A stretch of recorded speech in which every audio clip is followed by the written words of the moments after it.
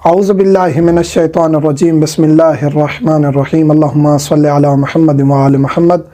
مومنین کرام، ایک اور سوال جو کثرت سے پوچھا جاتا ہے وہ یہ ہے کہ بیوی پریگننٹ ہے۔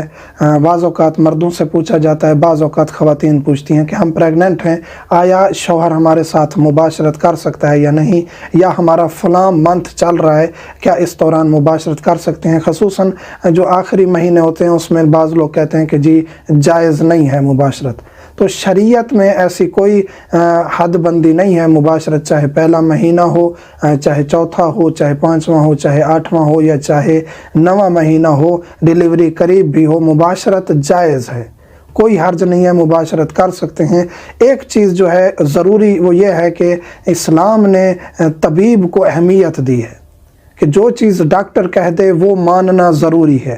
اب آپ مراجعہ کریں گے، آپ چاہے پریگننسی کا پہلا مہینہ ہے یا جو مہینہ ہے، آپ مشاورت کریں گے ڈاکٹر سے کہ ہم مباشرت کر سکتے ہیں یا نہیں، کوئی ڈیفیکلٹی تو نہیں ہے، کوئی پیچیدگی تو نہیں ہے، تو ڈاکٹر نہیں روکتی، وہ کہتی ہے کر سکتے ہیں، لیکن وہ کچھ احتیاطیں بتاتی ہے، کچھ احتیاطی تدابیر بتاتی ہے جن پر عمل کرتے ہوئے آپ مباشرت کر سکتے ہیں۔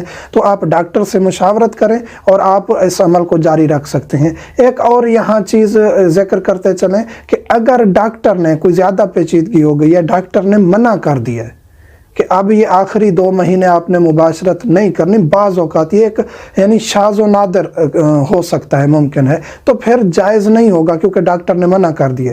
پھر یہ کہنا کہ ہاں جی مولانا صاحب نے تو کہہ دیا تھا جائز ہے، اور بیوی بیچاری مرتی رہے، اس کے لیے کافی مسائل ہوں، تو اس صورت میں کیونکہ ڈاکٹر نے منع کر دیا ہے تو پھر جب ڈاکٹر منع کر دے تو وہ عمل جائز نہیں ہوگا آپ کے لیے۔ تو آسان کر کے یہ کہہ دوں کہ ڈاکٹر سے مشاورت کے بعد آپ اس عمل کو جاری رکھ سکتے ہیں، چاہے پہلا مہینہ ہو یا آخری مہینہ۔ مومنین سے ملتمس ہوں ہمیں دعاؤں میں یاد رکھا کریں۔ والحمدللہ رب العالمین۔